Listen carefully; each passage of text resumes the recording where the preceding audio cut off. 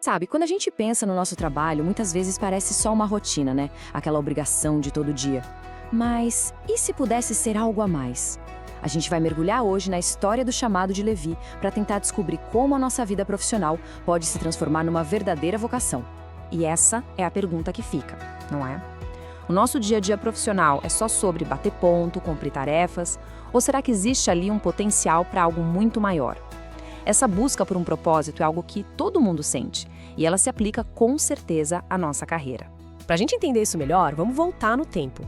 Vamos para uma cena lá no Evangelho de Marcos, uma cena que, olha, causou um verdadeiro escândalo na época.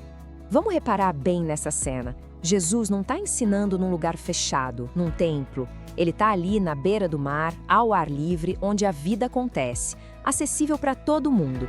E no meio daquela multidão toda, ele foca o olhar em Levi, que está lá no seu posto de trabalho e faz um convite direto, simples: segue-me. E a resposta de Levi é imediata. Ele simplesmente se levanta e segue. Para a gente ter a dimensão do peso dessa cena, precisa entender o contexto. Ser um publicano, um cobrador de impostos, não era só ter uma profissão impopular. Eles eram vistos como traidores do próprio povo, porque colaboravam com o Império Romano. Eram famosos pela corrupção. Na prática, eram marginalizados, legalmente tratados quase como escravos e não podiam nem participar da vida da comunidade. Resumindo, era gente que a sociedade preferia manter bem longe. E se você acha que o escândalo parou no chamado, que nada. Jesus vai até a casa de Levi. E não só isso, ele senta para comer não só com Levi, mas com vários outros cobradores de impostos e pecadores. Naquela cultura, dividir a mesa com alguém era um sinal muito forte de comunhão, de aceitação. Então o que Jesus fez foi algo radical, totalmente contra a corrente. E claro, a reação da elite religiosa não demorou a chegar. Os fariseus, que se viam como os guardiões da pureza da lei, ficaram simplesmente horrorizados. A pergunta que eles fazem aos discípulos mostra bem a mentalidade da época. Para ser santo, era preciso se separar, se manter longe dos impuros. A resposta de Jesus para essa crítica é o ponto central de toda essa história. É aqui que ele vira a lógica deles de cabeça para baixo. E aqui está a chave de tudo. Jesus usa uma metáfora poderosíssima, a do médico. Ele está dizendo: eu não vim para aqueles que se acham saudáveis, que se bastam na própria justiça. A missão dele é ir ao encontro de quem reconhece que está doente, que precisa de cura. Isso redefine completamente o propósito de tudo que ele estava fazendo. Então, o que a gente tem aqui são duas lógicas, duas mentalidades batendo de frente. De um lado, a lógica da exclusão dos fariseus, baseada na ideia de autossuficiência e de separação para manter pureza. E do outro, a lógica revolucionária de Jesus, a da inclusão, da busca ativa por quem está à margem, oferecendo a misericórdia não como um prêmio, mas como um presente. E aí que está a grande ironia da coisa toda. Ao se considerarem sãos, os fariseus estavam mostrando o sintoma da doença mais grave, a arrogância, a cegueira para a própria necessidade. O ponto fundamental é que a cura só pode começar quando a gente admite que está doente. Tá bom, mas e daí?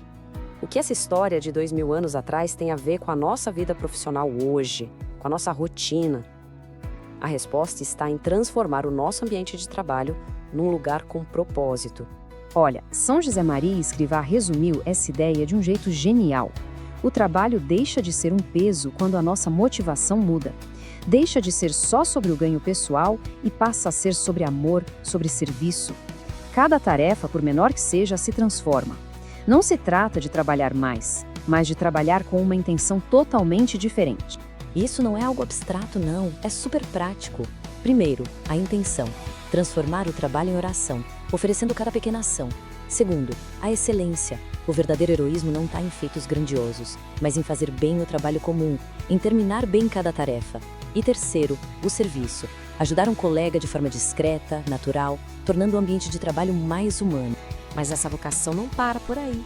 Essa dimensão interna, ela transborda para fora, para o jeito como a gente age no mundo, para a nossa conduta ética. Vamos voltar a pensar no Levi. A profissão dele era vista como um antro de corrupção, certo? O chamado dele mostra que nenhum ambiente está fora do alcance da transformação. Pelo contrário, são justamente esses lugares, os mais propensos à injustiça, que mais precisam de pessoas íntegras. O nosso local de trabalho se torna então um campo de missão, um lugar para sermos médicos para um sistema que talvez esteja doente. E o mais curioso é que essa ideia não fica só no campo da fé, não. Dá uma olhada no que diz, por exemplo, um código de ética profissional. Ele define a profissão como um bem social que serve para o desenvolvimento humano.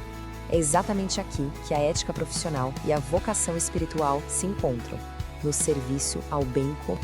Então, na prática, essa missão no trabalho vira o quê? Vira um compromisso com princípios éticos muito claros. Uma conduta incorruptível que resiste à desonestidade mesmo quando parece o caminho mais fácil. Uma responsabilidade social que pensa no impacto do nosso trabalho na comunidade e não só no lucro. É ter integridade e disciplina no dia a dia. Cada um desses pontos é um jeito de levar cura e ordem para o nosso ambiente profissional e, no fim, para toda a sociedade. E com isso, a gente fecha o ciclo e volta àquela pergunta inicial. A história de Levi nos desafia a olhar para o nosso próprio trabalho, para o nosso escritório, nossa loja, nossa empresa e perguntar como este lugar, com todos os seus desafios, pode se tornar um espaço de cura, de integridade e de propósito. A resposta, como a gente viu, começa com uma simples, mas poderosa mudança de perspectiva.